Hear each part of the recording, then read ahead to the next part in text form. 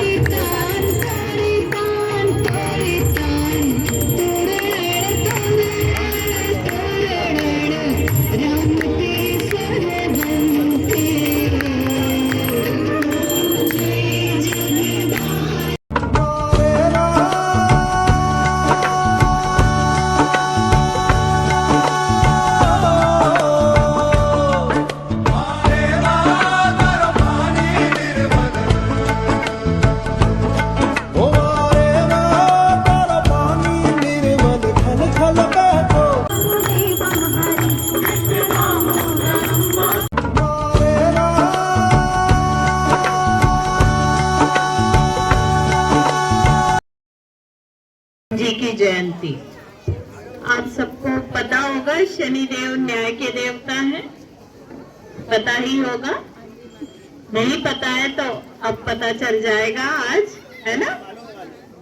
तो क्या रेलेवेंस है, हमने आज ही का दिन क्यों चुना, उसका रीजन मुख्य कारण दो हैं।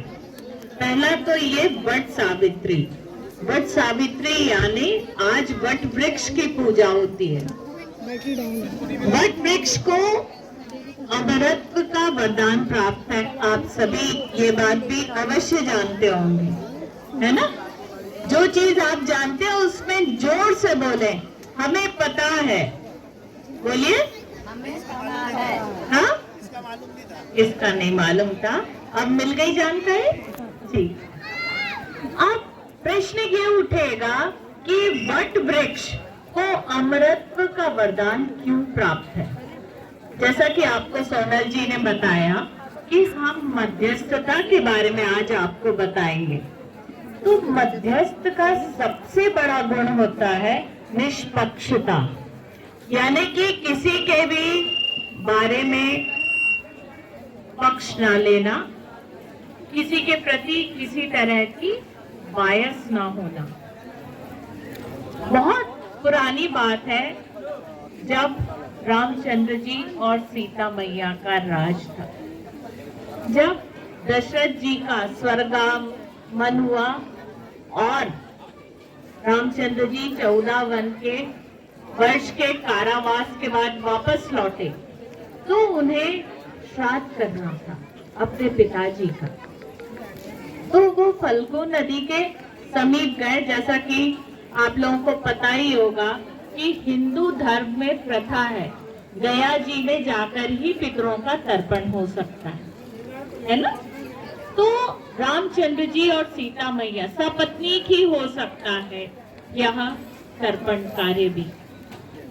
तो वहां गए, जब वहां पहुंचे तो रामचंद्र जी ने देखा कि पूजन सामग्री पर्याप्त नहीं है। कई बार होता है ना, हड़बड़ी में आ जाते हैं लेकिन पूजन सामग्री समग्र रूप से एकत्रित नहीं कर पाते। वैसा ही उनके साथ हुआ। रामचंद्र जी सीता मैया को बोला कि तुम यहाँ बैठो, मैं सारी सामग्री एकत्रित करके लेके आता हूँ। सीता मैया ने कहा पति की आज्ञा सर्वोपरि। इस बीच में फल्गु नदी से दशरथ जी के 2 हाथ निकले और उन्होंने तर्पण मांगा। अब सीता जी बड़े असमंजस में पड़ गई कि पति की आज्ञा पालन करें या फिर स्वर्गीय ससुर के जो हाथ तर्पण मांग रहे हैं उनकी परिपूर्ति करें। तो उन्होंने धर्मानुसार ससुर जी को पति से ऊपर स्थान देते हुए उनकी आज्ञा का अनुसरण करने की ठानी और उन्होंने तर्पण कर दिया। इस बीच में रामचंद्र जी लौट कर आए और उन्होंने कहा अरे सारी सामग्री कहाँ गई? तो सीता जी ने बोला कि अभी पिताजी के हाथ आए थे, उन्होंने तर्पण मांगा, मैंने सारी सामग्री उनको भेंट कर दी। तो रामचंद्र जी ने बोला ऐसा कैसे हो सकता है, पिताजी के मेरी अनुपस्थिति में कैसे आ सकते हैं? तो सीता जी ने बोला ये गाय यहाँ खड़ी हुई थी, ये ब्राह्मण देवता यहाँ खड़े हुए थे, वृक्ष यहाँ पर है इस बात का कि पिताजी के हाथ निकले और उन्होंने मुझसे तर्पण मांगा।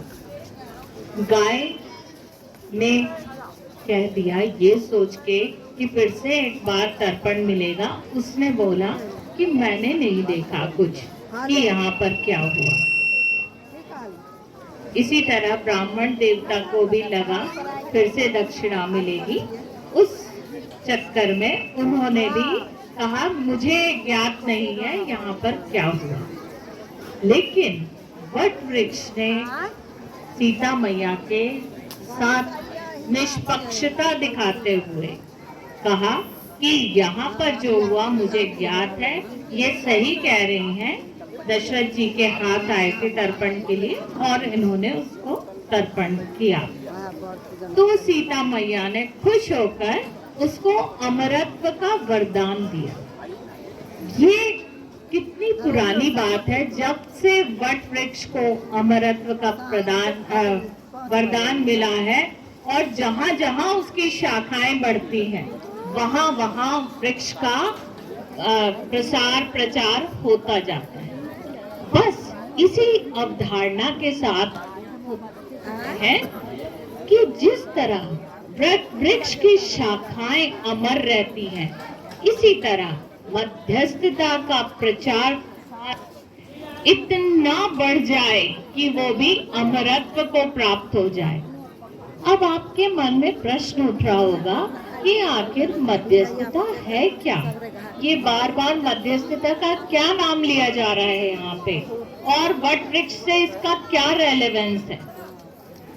तो देखिए, जब हम किसी चीज को अपने धर्म से जोड़ के देखते हैं या फिर हमारी परंपराओं से जोड़ के देखते हैं, तो उसको समझना आसान हो जाता है और उसका परिपालन करना भी आसान हो जाता है।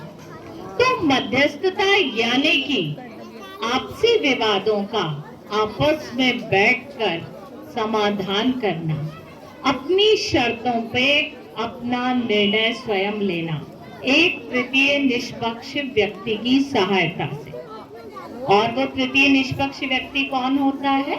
मध्यस्थ, जिसका की कार्य है दोनों पक्षों को बातचीत का वातावरण उपलब्ध कराना। अब मैं फिर आती हूँ वट सावित्री के रेलेवेंस में।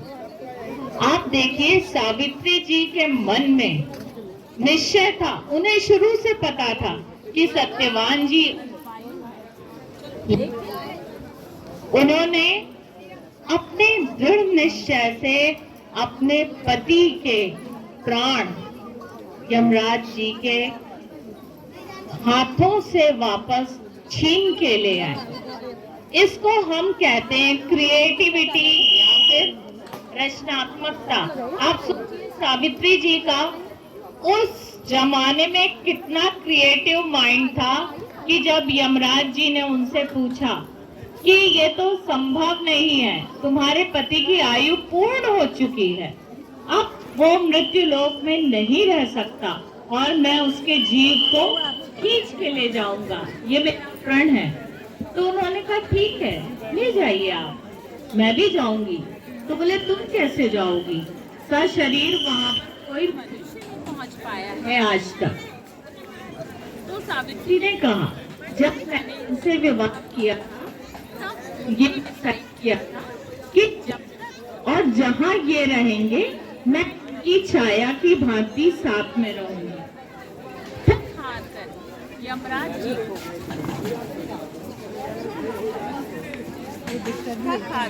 यमराज जी को ये बोलना पड़ा कि ठीक है बालिका, तुम्हारी जीत हुई, मैं तुम्हारे पति के प्राण तुम्हें वरदान में देता हूँ। तो बोले ऐसे कैसे? उन्होंने कहा तुम एक वरदान मांगो, तुम सिर्फ एक वरदान मांग सकती हो। तो सावित्री जी ने उस वक्त अपनी रचनात्मकता दिखाते हुए कहा मैं चाहती हूँ मेरे सास ससुर मेरी मांग में सिंदूर भरा हुआ मेरे गोदी में लालों को खेलता हुआ अपने सिंहासन में बैठकर देखे। अब देखिए कितनी रचनात्मकता थी उसके दृष्टिहीन जो माता पिता थे सत्यवान के, यानी उनके लिए नेत्रों का वरदान मांग लिया उन्होंने, उनका राज तो उन्होंने उसके लिए सिंहासन मांग लिया और अपनी गोद में पुत्र मांग लिए, यानी अगर सत्यवान रहेंगे ही नहीं तो पुत्र कैसे होंगे। तो उन्होंने सत्यवान की जान छोड़ के ऐसी क्रिएटिविटी बताई कि उसमें उनको सारे वरदान मिल गए। तो यही एक खासियत है मध्यस्थता की प्रक्रिया की कि आप जो विवाद लेके गए हो सकता है कि आप जो समाधान सोच के गए हो वो नहीं संभव हो वहाँ पर, लेकिन आप अपनी रचनात्मकता से अनेकों समाधान ऐसे निकाल सकते हैं कि आपका जो विवाद है वो वहीं पे जड़ से समाप्त हो जाए।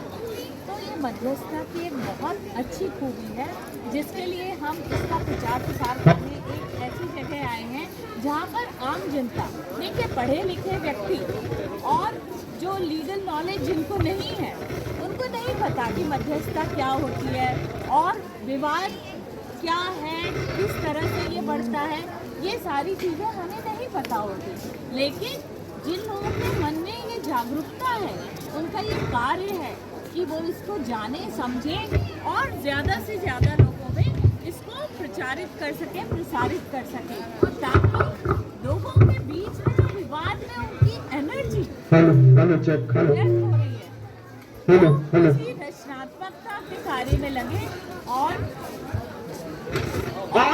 वो अपनी एनर्जी को पॉजिटिवली किसी अच्छे कार्य में यूज कर सके और हमारे देश के विकास में उसको यूज किया जा सके। अब आप देखिए जब हम बात करते हैं कि विवाद क्यों होता है, तो विवाद के लिए हम सभी को पता है हर मानव में 3 गुण पाए जाते हैं, है ना? सतोगुण, रजोगुण, तमोगुण पाए जाते हैं कि नहीं? ये बिल्कुल बेसिक बात है, सबको पता होता है ना? इसके लिए हमें किसी किताब पढ़ने की आवश्यकता नहीं। तो जब सतोगुण यानी कि सत्य के प्रति आसक्ति हमारे अंदर रहती है तो रजोगुण और तमोगुण क्षीण हो जाते हैं, कम हो जाते हैं। तो मध्यस्थता के अंतर्गत जो लोग अपना सहयोग देना चाहते हैं, जो उसका प्रचार प्रसार करना चाहते हैं, उनके अंदर अपने आप सद्गुण की प्रचुरता मात्रा में पाया जाता है। फिर रजोगुण यानी कि भोग विलास, माया मोह की तरफ आसक्ति होना। हम सभी मानव हैं और ये हमारे लिए बिल्कुल नेचुरल है कि हम उसकी तरफ आकर्षित हो, लेकिन हर चीज का एक बैलेंस होना बहुत जरूरी है और यही बैलेंस मध्यस्थता में भी होता है। यानी कैसा बैलेंस? दोनों पक्षों को इक्वल समझना, यानी कि बराबर का समझना। ये नहीं कि ये भाभी जी ज्यादा पावरफुल है या ये बहन जी थोड़ी कम पावरफुल है तो इनको हम कम ध्यान देंगे, आपको ज्यादा सुनेंगे, ये प्रक्रिया में नहीं होता। दोनों हमारे लिए बराबर हैं, चाहे आप किसी भी बैकग्राउंड से आ रहे हो, चाहे आपके विवाद का स्वरूप कुछ भी हो, हमारे लिए आप समान रूप से आदरणीय हैं। और आपके विवाद को कैसे हल करना है ये आप डिसाइड करेंगे। जब हम न्यायालय में जाते हैं तो जज साहब फैसला सुनाते हैं हमारे विवाद का, और जो हमारा विवाद है सिर्फ उसी विवाद का फैसला हमें मिलता है। लेकिन मध्यस्थता में कई बार होता है, देखिए अब ये लाइट यहाँ जल रही है, सब लोगों को दिख रहा है, पर इसका स्विच कहाँ है, किसी को पता है? नहीं पता। कहीं और से स्विच से ये लाइट जलाई गई है। ऐसे ही विवाद होते हैं, दिखता कुछ और है और रहस्य उसका कहीं और रहता है। तो मध्यस्थता में बस मध्यस्थ का यही काम है, उस स्विच को ढूंढना जिसमें इस विवाद की आग लगाई हुई है पक्षकारों के अंतर्गत। जब तमोगुण, तीसरा गुण है तमोगुण, तामसी प्रवृत्ति, राक्षसी व्यवहार। राक्षसी यानी अपन को रावण नहीं बनना है, लेकिन जो बुराई, देखिए अच्छाई और बुराई हर एक व्यक्ति के अंदर है, कोई इससे परे नहीं है। लेकिन कब कौन सा गुण उजागर होता है, उभर के आता है, वैसा ही हमारा क्रियाकलाप होता है, वैसा ही हमारा व्यवहार होता है। तो हमारा ये कार्य है कि हम अपने व्यवहार को नियंत्रित करें, हम पहचानें कि हम क्या कर रहे हैं और क्या हमारे किसी कर्म से किसी का नुकसान तो नहीं हो रहा, किसी को मन, बुद्धि, अहंकार तो नहीं हमारा परिलक्षित हो रहा। क्योंकि सबसे तेज गति किसकी होती है बताइए? अहंकार। मन की। मन वहां भी पहुंच जाता है जहां हमें पहुंचने को लग जाता है। तो जिसको मन को नियंत्रित करना आ गया, समझिए उसको जीवन का नियंत्रण आ गया। और ये नियंत्रण कहाँ से मिलता है? मध्यस्थता से। जब उनको अपने निर्णय लेने का स्वयं अधिकार मिलता है, उनको इम्पोर्टेंस मिलती है। आप सभी ने गांधी जी के 3 बंदरों के बारे में सुना? क्या कहते हैं वो 3 बंदर, बताएंगे आप लोग? क्या कहते हैं वो 3 बंदर? बुरा मत देखो, बुरा मत बोलो, और बुरा मत बोलो। कभी आपने एक चीज सोची है कि हम लोग उतना ही जानते हैं जितना कि प्रचारित किया जाता है, उससे और भी कई ज्यादा बातें हैं। गांधी जी का है ना कॉन्सेप्ट, हम सब जानते हैं 3 बंदर। क्या हमें ये पता है कि गांधी जी कहते थे कि स्वप्न में भी बुरा विचार नहीं आना चाहिए। तो चौथा बंदर अब हमने बनाया है मध्यस्थता का, जो कि सिर पे ऐसे हाथ रख के बैठा रहता है, जो अपने मस्तिष्क को कंट्रोल करता है कि हम बुरा विचार मन में न लाएंगे। जब कोई बुरा विचार मन में ही नहीं आएगा तो ना बुरा दिखेगा, ना बुरा हम बोलेंगे, ना ही हम बुरा सुनेंगे। तो ये जो चौथा बंदर है, ये जरूर याद रखिए आप लोग, और मध्यस्थता को याद रखिए। कभी भी आप किसी से मिलें, किसी को देखें विवाद में उलझा हुआ, तो हमेशा उसको ये सलाह दें कि एक बार मध्यस्थता ट्राई करके देखो, क्या पता तुम्हारी बिगड़ी बात मिल जाए, सुलझ जाए और तुम्हारा जीवन सफल हो जाए। तो इन्हीं शब्दों के साथ नर्मदे हर हर, आज के आनंद की जय बोल सकते हैं? आज के आनंद की जय। मध्यस्थता का प्रचार हो और सद्भावना का प्रसार हो, लोगों में सद्भाव हो और अपनेपन का निवास हो। ठीक है, चलिए नमस्कार सबको।